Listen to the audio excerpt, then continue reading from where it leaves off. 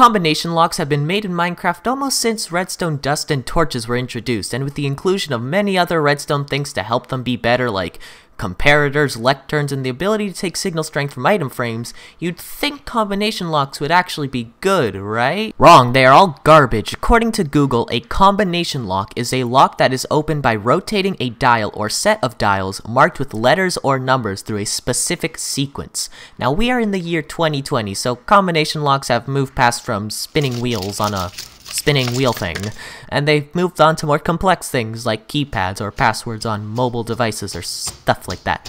But it's the second part of the definition that Minecraft combination locks seem to never get right. Open through a specific sequence.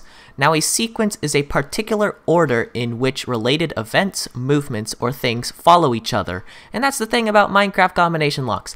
They ain't got no order. For example, the common lever lock. You don't need to flick the levers in any order. You just have to flick the correct ones. And same with many other combo locks. Buttons, and it doesn't matter about the order. It can be any order, just as long as you are pressing the right buttons. Now, I'm not saying that sequential button combination locks have never been made. In fact, it's not that hard to look one up. But here's the problem. The videos are either very old, like most of them were made in like 2012 or something, before 1.5 even, or the design is humongous. It's huge. Like, look at this chonker of a lock that you can see in front. Like, oh my god, it's huge. No one has space for that. And yeah, small combination locks have been made, but all the big brain redstoners never upload videos, so I hate everything.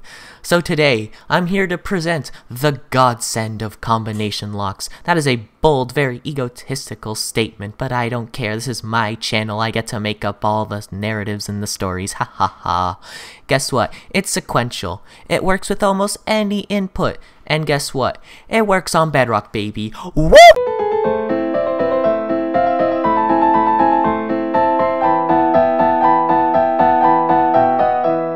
So this is the majestic combination lock that I've been ranting about for the past 2 minutes. So let's just demonstrate this thing. So the password is 3.141592653, or the first 10 digits of pi. So you can put the numbers in relatively fast. So there we go. 3, 1, 4, 1, 5, 9, 2, 6, 5, and 3, and boom, the lamp turns on. Really nice and easy. And then to reset it, we just push this button, the lamp turns off. Now, this button isn't actually a reset button, it just resets the T flip-flop. This thing resets itself if you get it wrong. So if you do, like, I don't know, 3, and then 1, 4, 1, and then you do, I don't know, 7, 8, 9, and you just start spamming buttons for no reason, yeah, no matter how much you spam this thing, it is not gonna work. Like, the lamp is still off, this thing will not work. And then to reset it, you just basically start over from the beginning. So 3.14, and then 1, 5, 9, and then 2, 6, 5, and 3.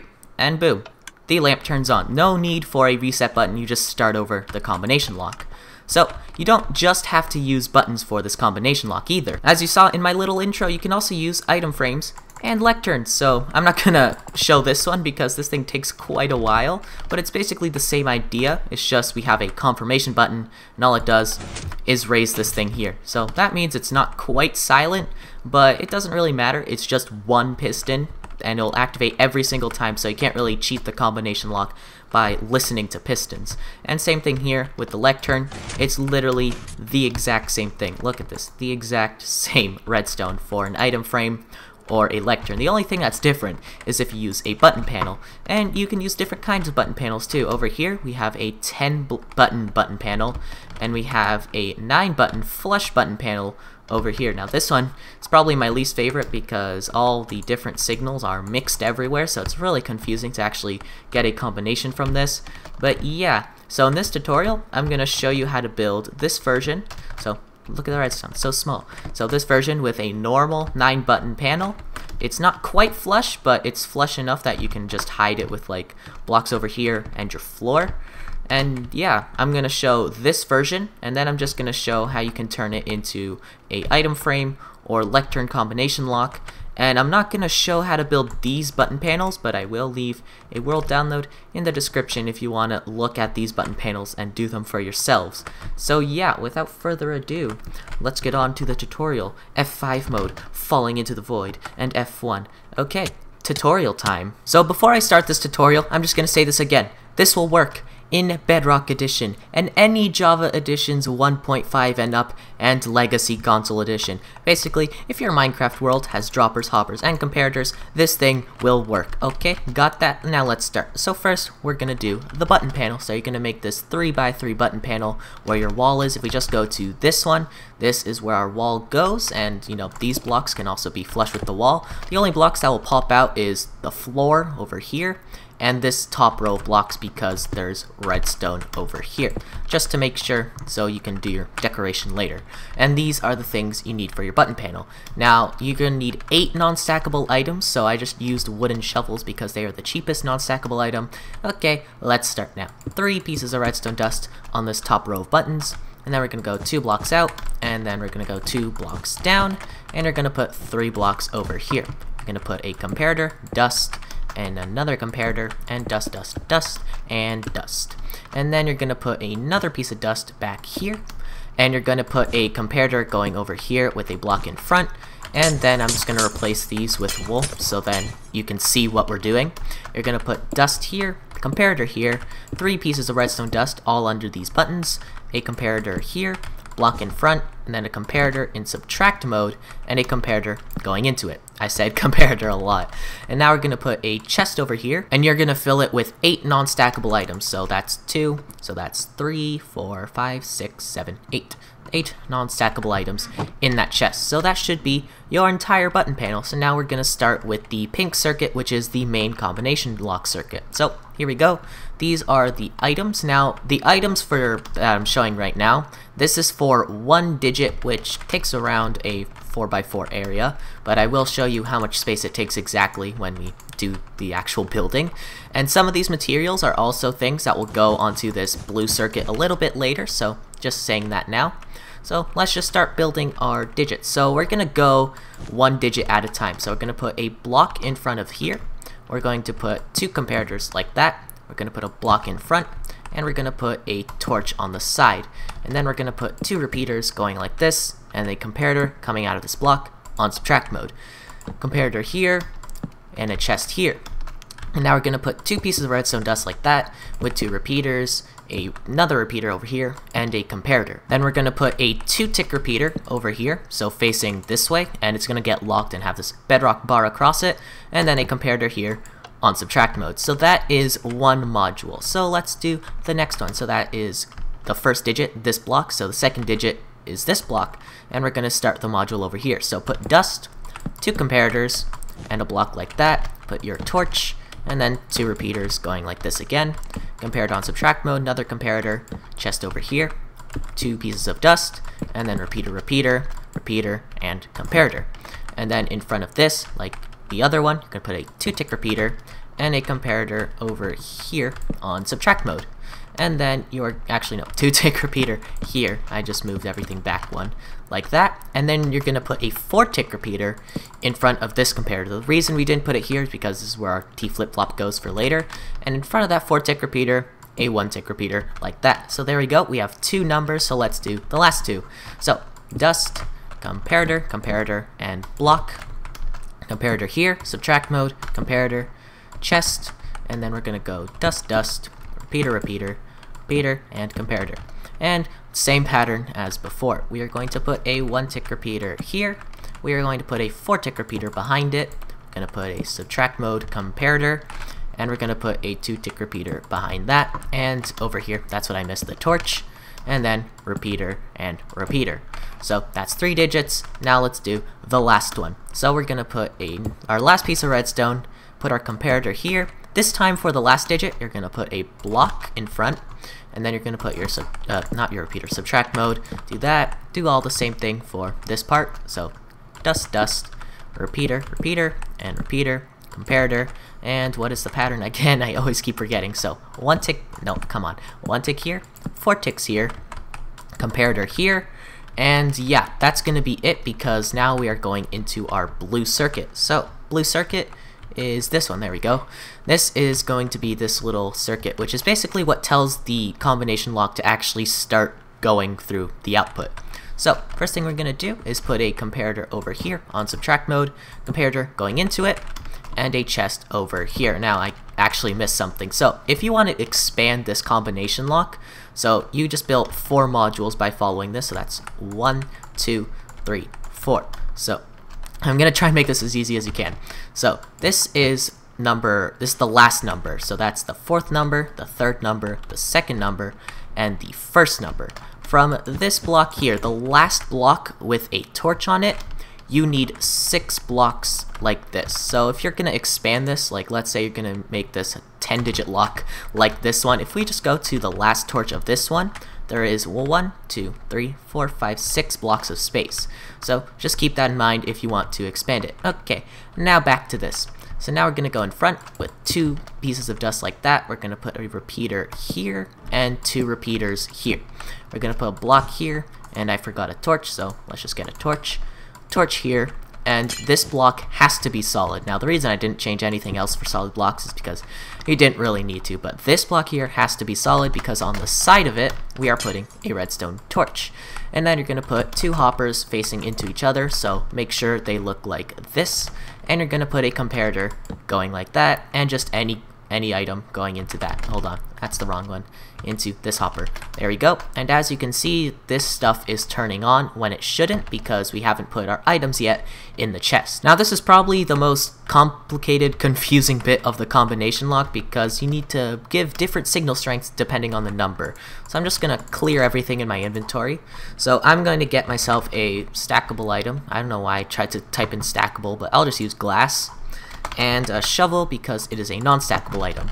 So if you want the number 1 in your code, you will put 1 stackable item like this. If you want a number 2, you put 2 non-stackable items like that. Number 3 is an extra 2.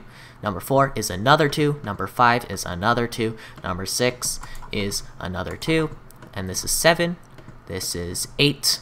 And this is 9. Really easy pattern. It's starting at signal strength number 2. All you have to do is add 2 more shovels just to add by 1. So it's not that hard of a pattern to follow. So for this lock, we are going to do the password 1234. So the first number is 1. So we have to go all the way to the back where we see both these chests next to each other. And we are going to put number 1, which is just 1 stackable item in the chest. Just like that. And then number 2 is the next chest. So we're going to put number 2 as our 2nd digit. Like I said, you can make it whatever number. Your code can be as long as you want, but I'm just doing this to make it simple. Number 3 is that's 2, and that's 3. There we go. And finally, number 4. So that is 1, but we're not going to do 1, so that's 2, 3, and 4. Just like that. So now we have our code 1234. Now the only thing we're missing is the T flip-flop, but let's test it anyway. So 1, and it's going to go all the way through here, and what you should see is that this signal kind of ripples all the way to this first 2-tick repeater that's being locked by this torch. And if we push number 2, it's going to ripple to the second 2-tick repeater over here. And now let's do 3, and that's going to be right behind this comparator. And then when we push the number 4, this is just going to pulse on and off, and then this thing will reset. So we're going to push in number 4. As you can see, it turned on and everything resets. So now let's build a T flip-flop, which I do have a safe toolbar. What am I doing? Where is it? There we go. So this is what you need. So 2 droppers, 1 hopper, a comparator, and a junk item. And these repeaters and dust and blocks, there's not really a defined number because you can move the input wherever you want. So let's just make our T flip-flop. So dropper facing upwards, dropper facing sideways, hopper, and comparator, and just drop the item in there. And boom, that is your T flip-flop. And you're just going to take a repeater coming out of that, and now you can just link it up everywhere. I'm just going to link it to some random place over here. I don't know, that looks random enough, I guess. You can hide this. You can hook this up to a door if you want to, so yeah. There we go. You can hook that up to whatever you want. And then to reset the T flip-flop, you're going to go over here and put a piece of redstone dust here. Now, the thing is, on Java, you can bud this dropper, so do not put any solid blocks here and redstone dust. If you are going to put redstone dust there, put slabs or glass or any transparent block so it doesn't bud. But just to make this tutorial simpler, you can just put a repeater going into that dust. And this will also work on Bedrock, so I don't know, take this anywhere. I'm just going to make it go somewhere random again. There we go, that's random enough. And just put dust going here. So now we're going to put a button input going into that. It can also be in lever, you can flick it on and off, but button is easier. So let's type our combination, 1, 2, 3, and 4. And as you can see, this line will turn on, and we just push this button, and it resets. And as you can see, if we push this button again, it's not going to like reset the T flip-flop or do anything like that. So now, what if you want to use an item frame or a lectern? So that's pretty easy. All you have to do is take away this entire white circuit here. And there we go. So now you also have to take away this comparator subtracting circuit over here. And then you're met with this block. So what you do is you take your sticky piston, you put it going up like that, so it's going to push down on the block. You're going to take your wall blocks and you're going to put a redstone torch behind this. And you're going to put a button here. This is your confirmation button for if you have like an item frame and a lectern. So as you saw over here, basically you spin it and then you push the button to confirm the position and put it in the lock. So yeah, that's what it does. And now you are going to put a comparator going into that. So let me get white wool so it's nice and color coded. So there we go. Comparator and a block. And now you can put your item frame in there like this. And put your item in, I guess a shovel. So you can also put a lectern there and the comparator will also read it. Now, the thing is about the item frame is it will not give the proper signal strength because of these chests. So if you're using an item frame or a lectern, you're going to need to change the combination of these chests so it actually corrects itself. So basically, it's really easy. You just have to subtract one signal strength from every single chest. So anything that is signal strength 1 will become signal strength of 0, like that.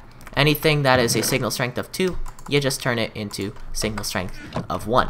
Signal strength of 3, signal strength of 2, and signal strength of 4 is a signal strength of 3. You just kind of take one away, and that's really it. So now we have a item frame combination lock. So we push this, and we get our 1 over here, and then we can push it to the second position, and there we go. We have number 2, and then we go to number 3, and then finally we go to number 4, and boom, this activates, and then you can reset it just like that. So yeah, you can also put a lectern there. Now for this part of the tutorial, I'm just going to leave a world download because these other button combination locks are button panels are kind of complicated. So here we have a 10 button panel and a flush version of the 3x3, so there's no redstone over here on the wall that's showing. So the thing is with these ones is they're a little bit more complicated to build. So this one works exactly like the 9-button combination lock. You can place the items in the chest just like the 9-button one. So if you want to get the number 1 in your combination, you just need a signal strength of 1, just like that. So this one is pretty normal. This one, however, is a bit more complicated. As you can see, the outputs are kind of everywhere. So let's say if you want to put the number 1 in your combination, you are going to need a signal strength of, what is this? 13. You're going to need a signal strength of 13 to enter the number 1. Or if you want a signal strength of 4, you are going to need a signal strength of 5. So yeah, this one is the most confusing panel to use, but yeah, this one also works. So you push number 1, that lamp gets activated. So yeah, that is the epicest combination lock in the universe. It's so amazing. I'm gonna leave a world download of this world in the description. Hope you enjoyed this video. I am Crappy Smelly Ham, and I will fall into the void. Goodbye.